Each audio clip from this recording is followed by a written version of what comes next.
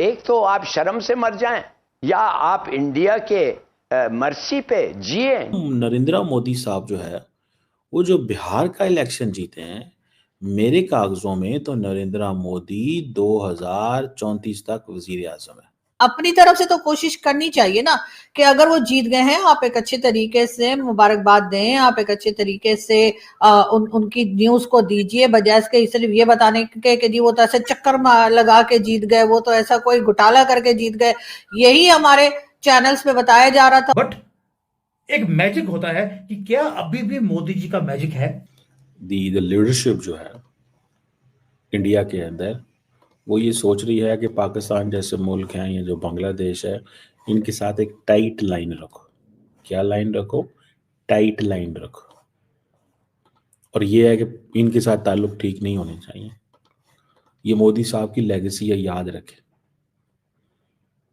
ठीक है जी, ये मोदी साहब की लेगेसी है। वो हमें आगे टफ टाइम देंगे क्योंकि उनको इसमें उसमें उनकी पॉलिटिक्स एंड फॉरेन पॉलिसी दोनों कामयाब होती है। उनकी पॉलिटिक्स एंड फॉरेन पॉलिसी दोनों कामयाब होती है। हमारे साथ वो लड़ाई करेंगे, उनको लड़ाई रास आती है। हमारे साथ वो नॉर्मल ताल्लुक नहीं रखना चाहते, तो हमारे साथ एक मुश्किल ताल्लुक रखना चाहते हैं। क्योंकि चल ये रहा था कि मोदी नहीं जीतेगा। अच्छा, और मोदी ने जीत के दिखा दिया। हुआ ये कि मोदी ने कहा कि जालिमों, लो जी जालिमों जो भी कर लो, मैं आ रहा हूं।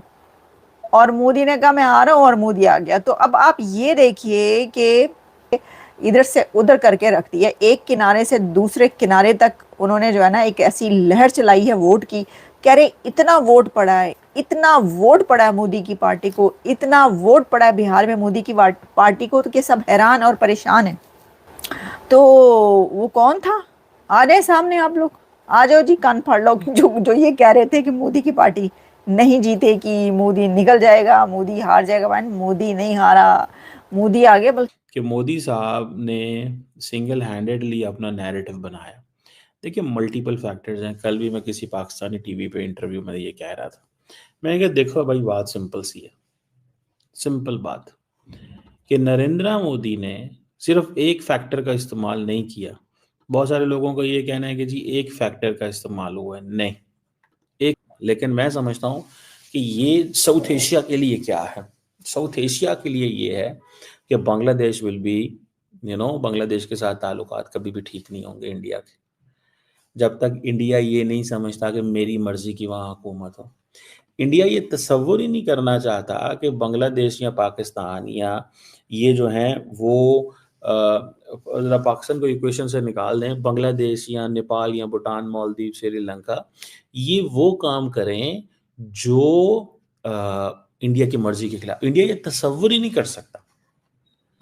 पाकिस्तान को तो उन्हें पता है कि उसने वो अपना जितने जोगा है लगा हुआ है, ठीक है ना। पाकिस्तान तो अपना लगा हुआ है, ठीक है जी। और तो इस चीज़ को भी देखना है।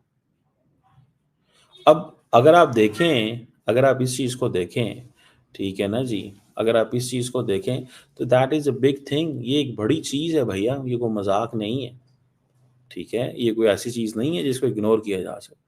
तो फॉरेन पॉलिसी का क्या जो है वो सिस्टम होगा। तो ये जो फॉरेन पॉलिसी है, असल चीज़ तो ये है, ठीक है जी। अब नरेंद्र मोदी साहब अगर मरकज़ चलाते रहेंगे और मरकज़ चलाने के लिए वो सारी स्टेट्स जो जो हैं उनकी सपोर्ट उनको रहेगी, भले वो जो भी करें। उन्होंने बिहार में गवर्नमेंट स्कीम्स चलाई, सेल्फ एम्प्लॉयमेंट, इकोनॉमिक इंडिपेंडेंस, बड़ा कुछ उन्होंने किया, ठीक है जी। 10,000 रुपये जो है वो डायरेक्ट खवातीन के अकाउंट में भेजे उन्होंने, 7.5 मिलियन खवातीन के। लेकिन जस्ट ये 10,000 रुपये से काम तो नहीं चलता ना, आपको नैरेटिव भी बनाना पड़ता है ऑन ग्राउंड। देखिए, लोग जो है ना, हमारे साउथ एशिया के अंदर एक चीज होती उसका ड्रीम था कि भाई वो एक बार बन गया, दोबारा से उसके बाद इसको हराना मुश्किल हो जाएगा। वो ड्रीम हमेशा के लिए खत्म। प्रशांत किशोर जीरो। और बिहार ने सिर्फ वोट नहीं दिया, उन्होंने एक स्टेटमेंट भी दिया है पूरे भारत को कि इलेक्शन अगर जीतने हैं या जितवाने हैं अपनी पार्टी को या अपने देश प्रेमी पार्टी को, तो ऐसे होना चाहिए। मोदी जी बोलते रहे कि मुझे 400 पार चाहिए लोकसभा के इलेक्शन में, ताकि कॉन्स्टिट्यूशन को दोबारा से चेंज किया जाए जो ओरिजिनल कॉन्स्टिट्यूशन था। आपने नहीं करवाने दिया, लेकिन बिहार ने दिखा दिया कि यही फ्यूचर है। अब आते हैं कि नीतीश कुमार की स्पीच, मोदी जी की इसके बाद, क्योंकि नीतीश कुमार ने भी हंसा हंसा के पागल कर दिया सबको। पहली बात उसने ये बोल दी कि सभी बोल रहे थे, क्या बोल रहे थे कि भाई नीतीश कुमार का कुछ नहीं पता, वो मोदी जी के साथ रहेगा कि कहीं और चला जाएगा।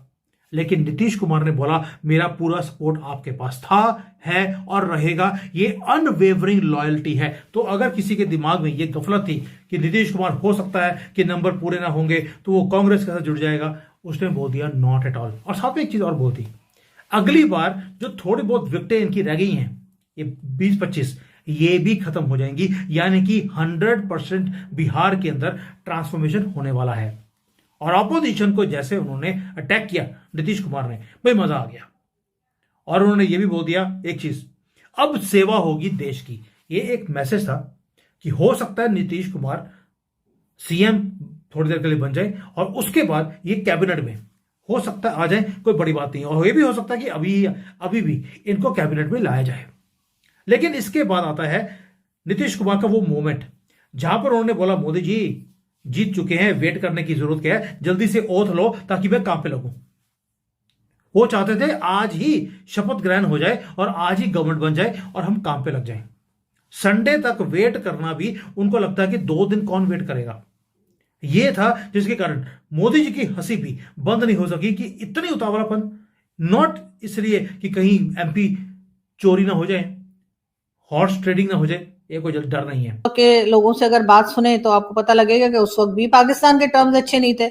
इंदिरा गांधी के साथ भी प्रॉब्लम थी यहाँ के लोगों को, राजीव गांधी के साथ भी प्रॉब्लम रही है, कांग्रेस की हुकूमत में भी हमारी नहीं बनी, और इसी तरीके से बीजेपी के टाइम पर भी हमारी नहीं बन रही। तो हमारी तो कभी किसी से नहीं बनी भारत में, हम तो वो कश्मीर कश्मीर करके सबके पीछे पड़े रहे। तो अगर अभी आप फर्ज करें कि अचानक से कोई चमत्कार हो जाता है, जो क्योंकि वो जो है राहुल गांधी जो है वो प्राइम मिनिस्टर बने, वो कोई चमत्कार ही हो सकता है। तो अगर वो आ जाए तो आपके ख्याल से ये कश्मीर का इशू वो सॉल्व कर देंगे? आपके ख्याल से जो टेररिज्म हो रही है या जो टेररिज्म की बात बार बार की जाती है भारत की तरफ से, तो वो राजीव गांधी वो करना बंद कर देंगे? इस वक्त कुछ भी नहीं कर रहे वो, क्योंकि उनका अपना कोई एक स्टांस नहीं है, उनका अपना एक इतनी पावर नहीं है जिससे कि वो अपने आप को आगे ला सके। सर 94 टाइम्स इलेक्शन हारे हैं, मेरा ख्याल है बड़ी जल्दी सेंचुरी भी करने वाले हैं राहुल गांधी। 94 इलेक्शन तो ऑलरेडी हार चुके हैं वो, और अब 6 ही रह गए हैं, वो भी वो कर लेंगे इंशाल्लाह। अगर उन्होंने इसी तरीके से काम जारी रखा तो वो बहुत जल्द जो है सेंचुरी भी कंप्लीट कर लेंगे। लेकिन अगर वो भी होते गवर्नमेंट में, तब भी पाकिस्तान के साथ अगर पाकिस्तान अपनी पॉलिसीज चेंज नहीं करेगा